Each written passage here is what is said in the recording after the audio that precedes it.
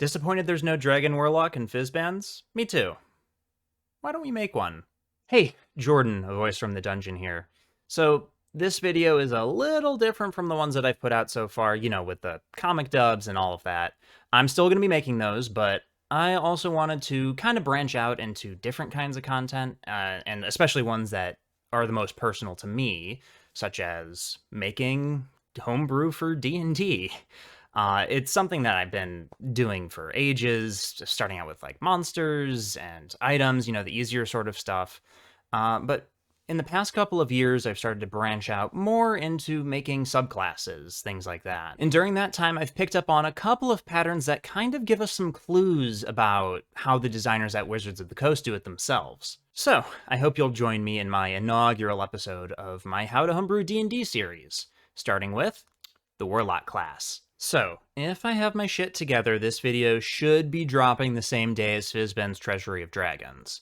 And in that book, there are only two subclasses, neither of which is a Dragon Warlock. The first one we've got is the Way of Ascendant Dragon Monk, and the second one is the Drake Warden Ranger. But if you go anywhere in online D&D spaces, you'll see hundreds of people who really want a Dragon Warlock. So why haven't they given us one? Unfortunately, it seems like Wizards of the Coast kind of already thinks that the Draconic Bloodline Sorcerer is already fulfilling that class fantasy. Part of the flavor snippet for the Draconic Bloodline Sorcerer kinda makes that pretty clear. But the fantastic thing about homebrewing D&D, and stay with me on this one, is that we can do whatever the hell we want.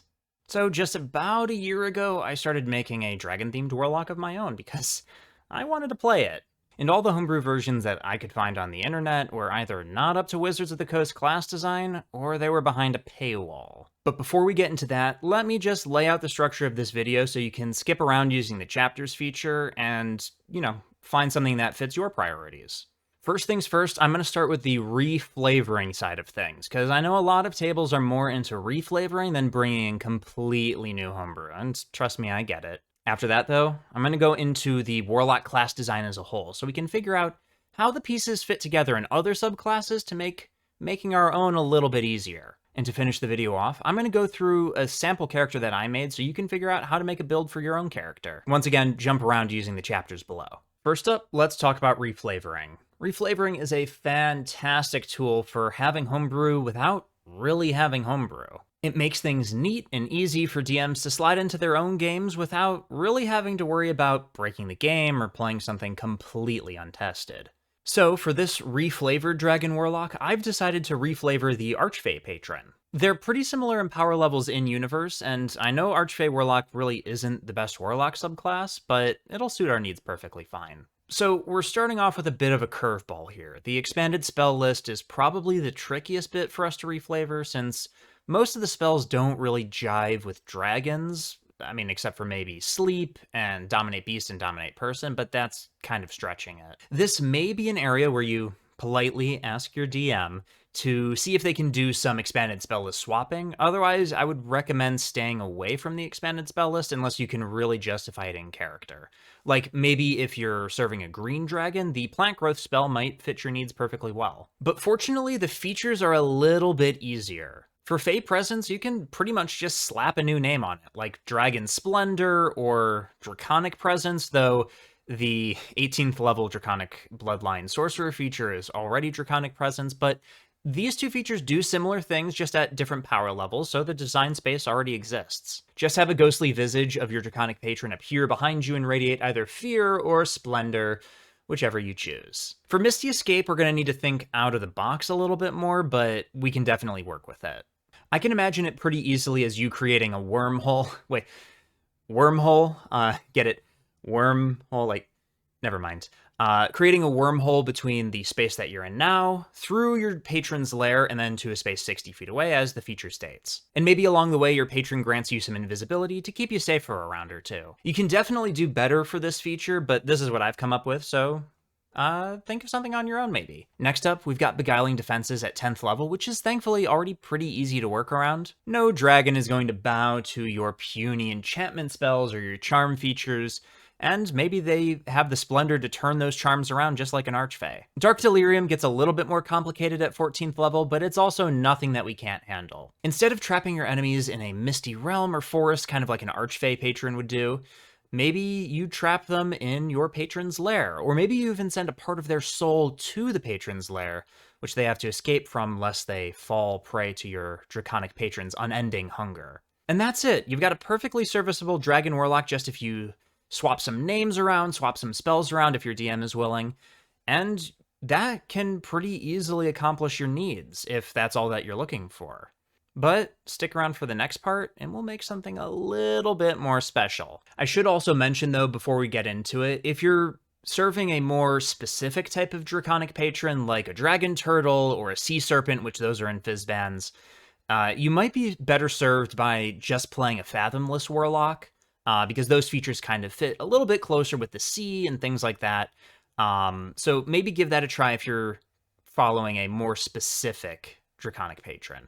Okay, now let's get into it. So before we talk about what I've made, let's talk about how Warlock subclasses work in general. This video releasing on the same day as Fizban's is purely coincidence. It's not. I want the views. Anyway, there's a few notable examples to each of the rules I'm going to outline in a second here, and I'll be sure to mention them when that happens. Generally though, if you homebrew within these guidelines, you should be pretty safe. First up, we've got our first level features, and there's generally a few of them. All Warlocks get an expanded spell list and a flavorful combat enhancement of sorts, but some also get a ribbon feature. And when I'm talking about a ribbon feature, those typically are features that don't grant you anything that'll be particularly useful in combat, but it rounds out your character, whether it be a language or a tool or some cantrips or something like that. The three subclasses that grant a ribbon feature in this way are the Celestial, who gives you 2 cantrips, the Fathomless, who gives you a swimming speed, and the Genie, who gives you a sort of bottled respite ability, which lets you hide inside of your Genie's vessel whenever you should wish. But let's talk about the Hexblade now, because I'm sure most of you know that they get 2 pretty powerful combat features at level 1. They get medium armor, they can add charisma to their attacks instead of their strength and dex, and they get Hexblade's Curse. We're going to talk about Hexblade a little bit more in this video, but generally they're pretty poorly designed. We'll talk about why later. Either way, Hexblade is generally a mess design-wise, so don't use it as a rule for designing. Once again, we'll talk about it. For expanded spell lists, Warlocks will always be granted spells that aren't already on the Warlock list. And also, these spells will only ever come from the player's handbook and the same supplement that the Warlock subclass is printed in. For the purposes of this class, I've chosen to ignore that restriction, still sticking with spells that are not from the Warlock's list, but not limiting myself to any one source book. I've also created a few spells to plug some design gaps within the acid and thunder damage line specifically, but we'll talk about those when we get to them. Now, for the first level combat enhancements that are usually pretty flavorful, these don't really follow a pattern. Some heal, grant temporary hit points, some let you add bonus damage to the spells you cast, and some are complete transformations like the Form of Dread from the Undead Warlock. This feature can really be whatever you want, but just generally try to look at other class features to make sure that you're within the same power limits. You don't want to go too crazy with the power at level 1. Looking at you, Hexblade. At 6th level, most Warlock subclasses will gain an offensive combat enhancement, and what does this mean? This typically is like an increase to damage, advantage on a certain roll, adding extra dice to your rolls, changing the damage type of your spells, or giving you something completely new to do in combat. Kind of like the Spectre that you can summon as a Hexblade. This feature is actually pretty well designed, but we'll get into Hexblade a little bit later. Some subclasses instead opt to offer a defensive enhancement at this level. Fathomless is one, lets you subtract a d8 from damage to yourself or allies.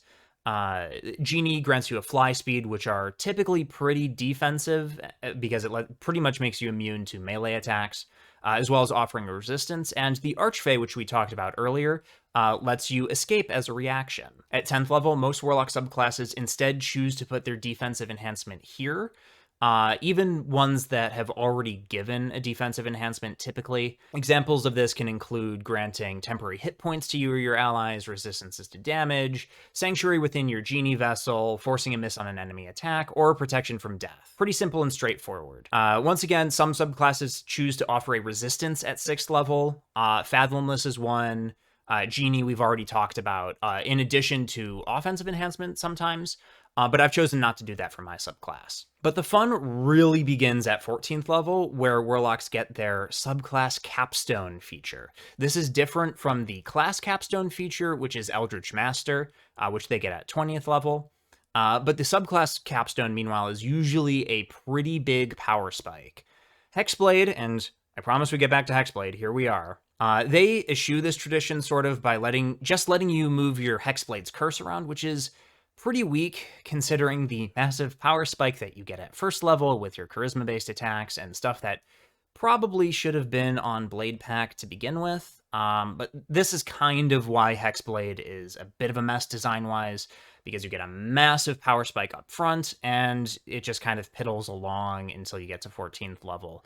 That's why most people just drop in for 1 level, because of the massive power spike, and then just go Paladin or Sorcerer or what have you. Anyway, most other subclasses are going to give you something pretty powerful. Fiend gives you a massive amount of damage, as well as a 1-round banishment. There's no save on that. No save. Pretty good. Undead lets you have your spirit temporarily leave your body behind, giving you all sorts of crazy combat enhancements. Great Old One lets you gain near permanent control of a single humanoid creature, and so on and so forth. You get the idea. So, with this knowledge in mind, there's a pretty obvious pattern going on here. Most Warlock subclasses follow the same pattern, and I've followed in their footsteps with my very own Draconic-based Warlock subclass. I present to you the Wyrmlord. At 1st level, we're going to start off with the expanded spell list. I've taken a page out of the Genie's book by offering different spell lists depending on your choice of damage type. More on that later. You'll see here that there's one for every magical damage type in the game. Bludgeoning, piercing, and slashing damage are off the table for obvious reasons. I'm going to preface this list by saying that I really only recommend you choosing from the common damage types in the first table, with the sole exception of the thunder damage type. It's not obvious from the get-go here, but later features will center around your choice of damage type to a pretty big extent, and Force, Necrotic, Psychic, and Radiant are going to play with that in a pretty drastic way. It won't break your table, but it's certainly not going to be as tightly balanced as the first tables. I've mainly put them here for posterity with all of the crazy new dragons that are out in Fizbans, but I encourage you to work with your DM if you're going to choose one of these. Either way, you can see that the spells here are all pretty heavily dragon-themed. The baseline spells that every Wyrmlord Warlock gets are under the Wyrmlord spells column. These are Command, Dragon's Breath, Wind Wall, Lay 'em in Secret Chest, and Summon Draconic Spirit. I've also taken another page out of the Genie's book by allowing Wyrmlord Warlocks to choose Draconic Transformation as their 7th level Mystic Arcanum, much like how Genie Warlocks can choose Wish for their 9th level. There are a couple spells here that you'll notice that are not printed in any official source. For a few of these damage types, there were some very obvious gaps in design space that made a damage by damage type list like this impossible to make. So I had to brew up a few. Not too much of a big deal, though. Acidic Corrosion and Acid Storm are essentially just different forms of the acid damage mechanic. Acidic Corrosion does a lot of damage over time to a single target, while Acid Storm does a similar amount in a large cylinder. They're separated by spell level, and you can probably see which one goes where. Forked Lightning is essentially a Scorching Ray spell with a less reliable damage die, 1d12 versus 2d6, that does lightning damage. Same deal. 3 targets at base level, 3 attack rolls. In that same vein, Shower of Sparks is also a lightning-based Frost Fingers, aka a weaker version of Burning Hands with a more reliable damage type. The final outlier is Stillwater's Interposing Ice. You could have very much put Sleet Storm here instead of this spell, but this is a spell that was organically created in my home game, and I thought it was a more interesting addition than Sleet Storm. Feel free to change this spell out if it's not your thing, though. Hey, future Jordan calling in from the editing booth. So I've realized that I forgot to talk about one of my custom spells, that being Thunderous Pulse. Fortunately, it's a pretty simple one. It's simply the Pulse Wave spell from the Explorer's Guide to Wildmount, upcast to 4th, and can only push, not pull, and it does thunder damage. Pretty simple, self-explanatory. Back to the video. If you want more details about what these spells do, either roll back the video and read them there, or check out the GM binder link in the description. Same information both places. Next up, also at first level, is Emissary of the Wyrmlord. This is the ribbon feature that subclasses like Genie, Fathomless, and Celestial offer. I've chosen to include this type of feature because the design space already exists, and this feature is what allows you to choose your Draconic Patron's damage type. First off, you're going to want to choose your damage type from the Wyrmlord patron table. I've combed through Fizbans and placed all of the dragons that are around CR 10 or higher into the table, as well as the Draconic gods from the Forgotten Realms and the baseline dragons from the monster manual. Past me doesn't know what all of these are, but you should be seeing them on your screen. If your setting has different types of dragons than these, don't consider it an exhaustive list. Mix, match, and get creative. The main part of this feature, though, aside from it giving you the Draconic language, is that it modifies what types of damage your spells can do. If a spell given to you in the expanded spell list that we talked about earlier either does not do the damage type you've just chosen, offers you a choice of multiple damage types, or does multiple damage types all in one, it only does the type of damage that you've chosen. Well, what does this mean? Essentially, Dragon's Breath, Summon Draconic Spirit, and Draconic Transformation can only deal your chosen damage type.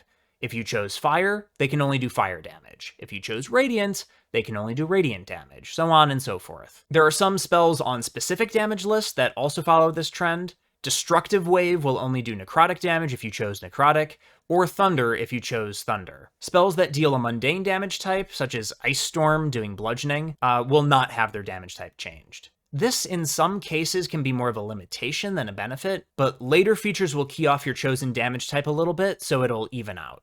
The final first level is the flavorful combat enhancement, being Frightful Presence, which, like its namesake, essentially allows you to force creatures you damage with attacks or spells to make a wisdom saving throw or be frightened of you for a short while.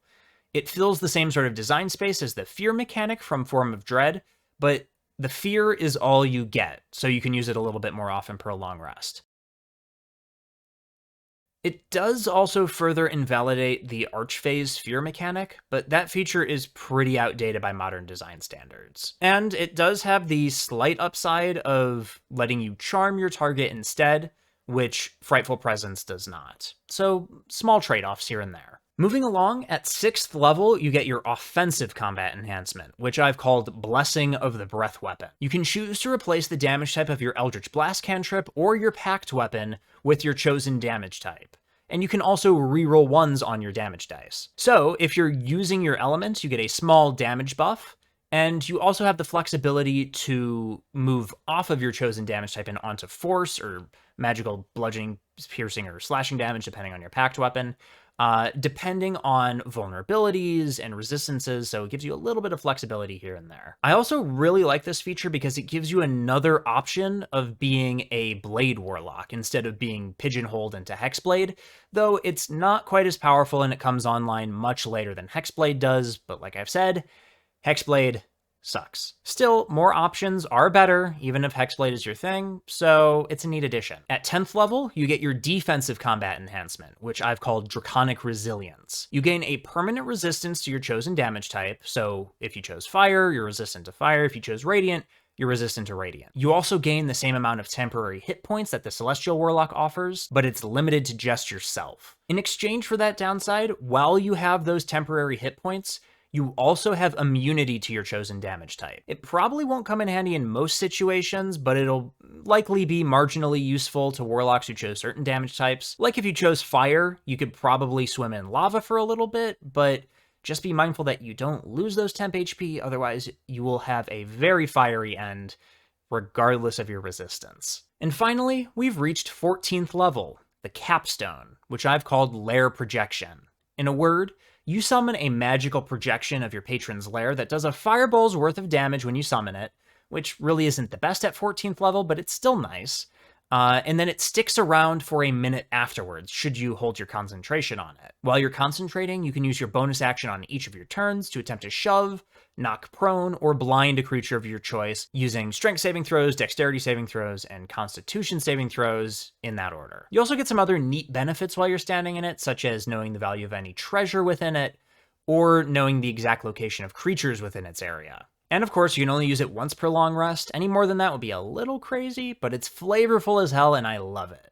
So that's it. That's the Wyrmlord Warlock subclass. I hope you enjoy it. If you do enjoy it and want to give it a try for yourself, I have a GM binder link in the video description. And I also have a link to my D&D Beyond page where you can add it to your Homebrew collection and use it in your D&D Beyond games. To finish this video off, I'm going to jump back into my studio and talk about a sample character that I've created using this subclass as a template. All right, welcome back to the studio. For our sample character, I'm going to walk you through my build for Erwin, the character that I play in one of my 2 home games. Erwin is a male half-elf who was expelled from his home for a crime that he didn't commit, and was subsequently found by a white dragon and forced into service to them. Mechanically, he is a Wyrmlord warlock with a cold damage affinity, and he uses his Pact of the Chain to imbue his pseudo-dragon familiar with the Dragon's Breath spell. I'm only going to take him up to level 3 in detail, but I'll talk about some pertinent choices that you could make at later levels. This is more of a primer on how to get your own character started than a treatise on build optimization. Going in the order that the D&D Beyond character sheet presents at character creation, I've grabbed perception and stealth skills from the half-elf race, as well as an ability score increase pattern of +1 dexterity, +1 constitution, and +2 charisma. Those will come in handy later. With the Warlock class, I've chosen Arcana and History as my class skills, and obviously the Wyrmlord patron. I've chosen Cold Damage as my elemental affinity to reflect my White Dragon patron, and I get Frightful Presence as my first level feature. To complement Frightful Presence, I've picked up an area effect spell in Frost Fingers, the ever-present Eldritch Blast cantrip, and the Prestidigitation cantrip and the Armor of Agathis spells to round out Erwin's first level spell list. For my ability scores, I've gone with a point-buy array of 8 Strength, 13 Dexterity, 13 Constitution, 11 Intelligence, 14 Wisdom, and 14 Charisma, with the racial ability score increases from half-elf bumping the Dexterity to 14, Constitution to 14 as well, and the Charisma to 16. A pretty standard and mostly optimized Warlock build. I could have gone a little deeper into optimization to make as powerful of a character as possible, but I've chosen to play my points a little bit closer to Erwin's background. Speaking of which, I've chosen the Courtier background, which grants the Insight and Persuasion skills to round out my proficiencies from my race and class. It also gives me the choice of 2 languages. I've gone with Dwarvish and Giant, since Erwin is from a cold region with a lot of Goliaths and Dwarves. Moving on to level 2, we get another spell and some Pact boons. I picked up Hex, which will do necrotic damage because remember, Emissary of the Wyrmlord only changes the damage type of spells we pick up from the expanded spell list, not the whole class list. For Pact boons, I've grabbed Agonizing Blast and Armor of Shadows. The second choice doesn't really matter, since we're going to be swapping it out for something else at level 3. Speaking of, at 3rd level, we get access to 2nd level spells and our Pact boon. As I said before, we're going to be grabbing Pact of the Chain and choosing a pseudo-dragon as our familiar. Not the most optimal choice of familiar, but come on. Are you really not going to pick up the dragon if you're going to be playing the Dragon Warlock? I didn't think so. For our spells, we're going to pick up another spell off of our expanded spell list, being Dragon's Breath. And since it's a touch spell, we can apply it to our familiar at range, and our familiar can spend its own action to breathe a cone of frost at no cost to us except our concentration. Pretty good. We're also going to swap a few features around at 3rd level. First, we're going to swap out Frost Fingers for Rhyme's Binding Ice. It does the same amount of damage, has a longer range, and also binds creatures that fail their saving throw in place. A significant upgrade from Frost Fingers if you ask me.